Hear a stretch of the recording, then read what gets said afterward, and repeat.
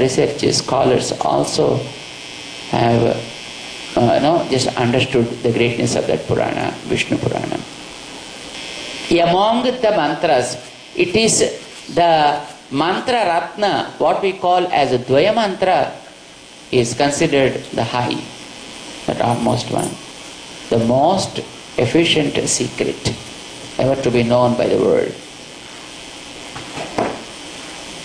And that's why, probably that was the reason, the Dvaya mantra, they were not preaching it, at the initial stage. First they used to talk about Ashtakshari mantra. Then they used to reveal something about the Charma Sloka. After one attained, the perfect knowledge of these two, only then they used to talk about the Dvaya mantra. That's why the great Acharya, Pillai Loka Acharya, actually who presented beautiful commentaries over these mantras, and which we call as the Mumukshupadi, also taken first Ashtakshari mantra to write the commentary. Then he wrote commentary on Charama Sloka. Then only he wrote commentary to Dvaya mantra. Actually he revealed 18 secrets. Ashtadasa Rahasyangal. Among those 18, I think he spoke about 8 Rahasyas discussing the Ashtakshari mantra, Dvaya mantra and Charma Sloka only. A scripture called Sriyapatipadi, another scripture called Parandapadi. In those things actually he talked about Ashtakshari mantra and then Charma Sloka. He talked about Dvaya mantra as the last one. But in a book which he wrote as the final one, Mumukshupadi, he discussed Dvaya mantra first and then he wrote about Charma Sloka later. Of course, the reasons are obvious and we will talk about them later. It's called Mantra Ratna. And where actually it was discussed in Vedas, and is it a mantra from Vedas? We know Ashtakshari mantra is from Vedas, isn't it? Because there are so many mantras talking about the Ashtakshari. Narayana mantra was discussed even in Vedas. Antarbahishya tat sarvam vyapya Narayana sthitaha. Like that, Narayana mantra is mentioned in Vedas. Even it was mentioned in Upanishads also. Eko havai Narayana asit na brahmani janaha name java pradhavina antariksham. Like that, Vedas also discussed about the Narayana Maha mantra. But what about the Dvaya mantra? Is it from Vedas? Is there any Vedic mantra discussing about the Dvaya mantra? And then, why people call it as a Dvaya mantra? Why Dvaya mantra? Why two in one? Let us try to understand this first. Dvaya mantra is from Vedas. It's not just somebody sat down and just composed it. No. Where from it's available in mantras? There is a mantra which I think most of us know well. Purnamidam Purnamadaha Purnat Purnamudachyate. Then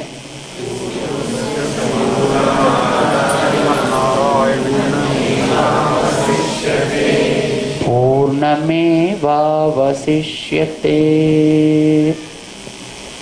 This is all what we know now. But there is a little bit extension to this mantra which was picked up by our acharyas. Not by acharyas, I think God has given this. The mantra is not what our acharyas created. It is God who preached the mantra. The mantra in fact goes like this. Purnamidam Purnamadaha Purnat Purnamudachyate Srimannarayana Charanau Saranam Prapadye Purnasya Purnamadaya Purnamevavasishyate Srimate Narayanaaya Namaha. That's how the mantra goes. So there are two sentences in that Purnamidam mantra. One is in the middle, the other one is at the end. The great Lord, when he was very much interested in revealing out the secrets, then he chose these two sentences from that mantra and joined them together and preached it to Mahalakshmi. Thus it came to us. So this is a mantra from Vedas directly. They call it as Dvayam because two sentences related to one and brought out, and they made one mantra and was given to us. So it's Dvayam. Two parts of the mantra, two sentences as one. It's given to us. So that is Dvaya mantra. We actually are not finding those sentences nowadays, when we chant the Purnamidam mantra, right? So they were taken off from that and they were separately given.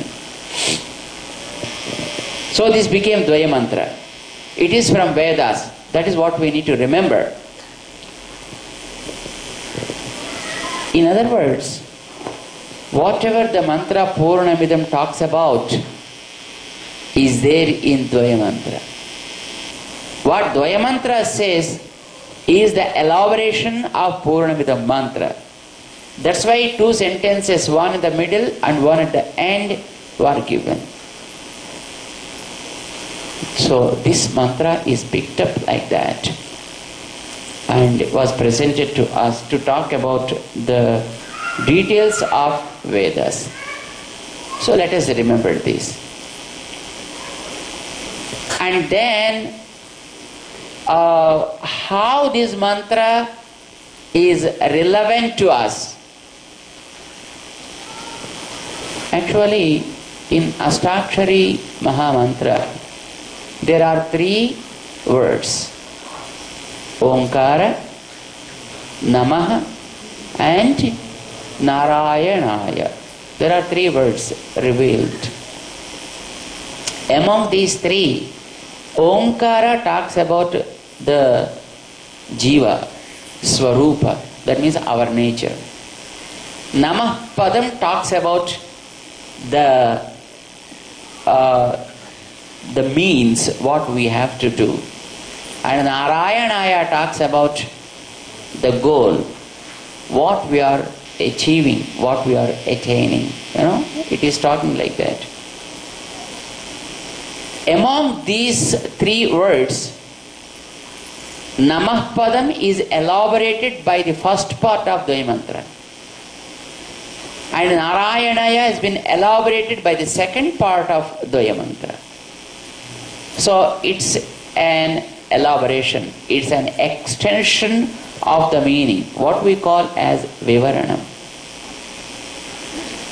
You understand elaboration? What does it mean by the word elaboration? Do you know? What do you say elaboration means what? Expansion means what? Clarifying?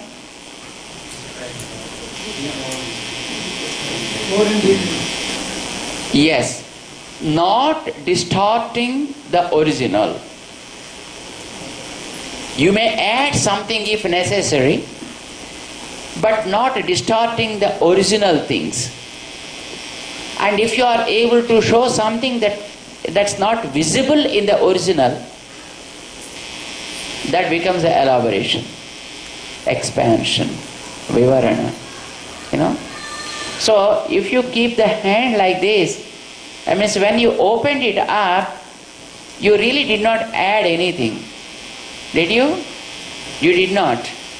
And you did not delete anything also from this.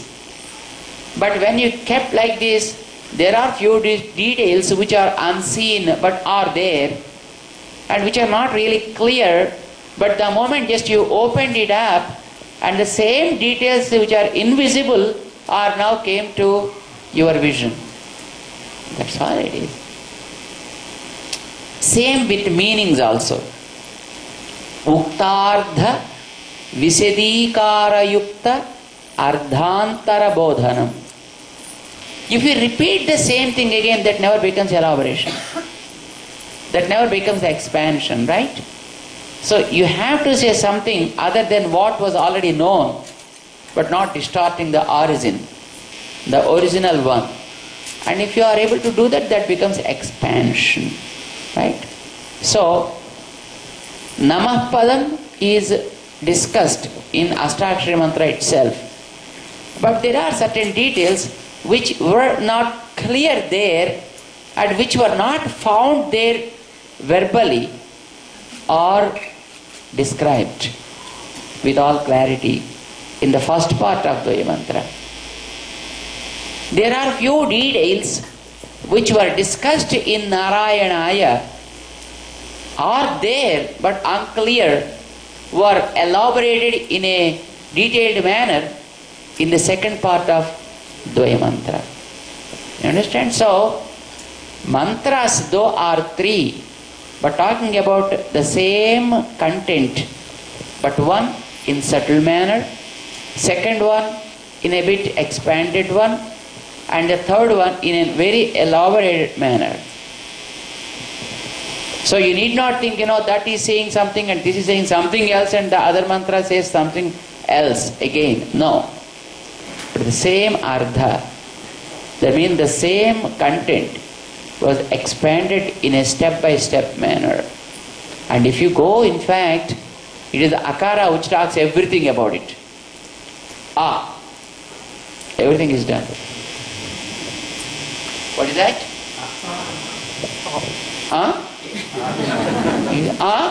Yeah, over. If you say over, everything is said. But Swamiji, what everything is said, Are you done, boy? No, I didn't feel anything. That's the matter.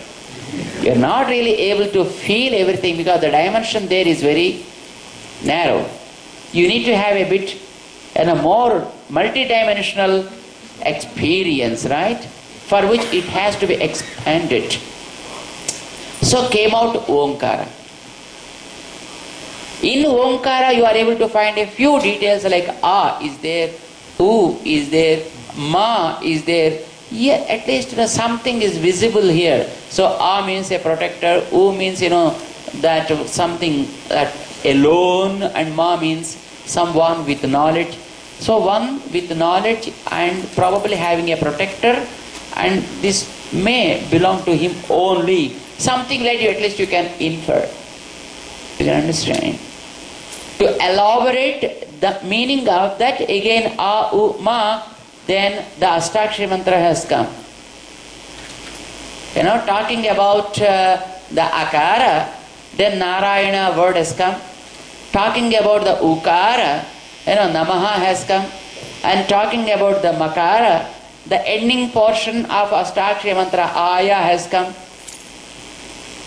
So when they came, this is the thing discussed there, then you just could understand that. What the Ashtakshari Mantra says is exactly what was there in the A-U-Ma. And what the A-U-Ma says is what the Omkara says. And the Omkara talks about the Akara only again. But it is what we call as Vivarana. Expansion. Okay? Ashtakshari Mantra talked about a few facts, a few details, yes. Because they are also a bit unclear, to make them clear, now this mantra has taken. And in the Ashtakshari Maha Mantra, Namah Padam talked about, about the surrenderance. Namaha, I surrender to you.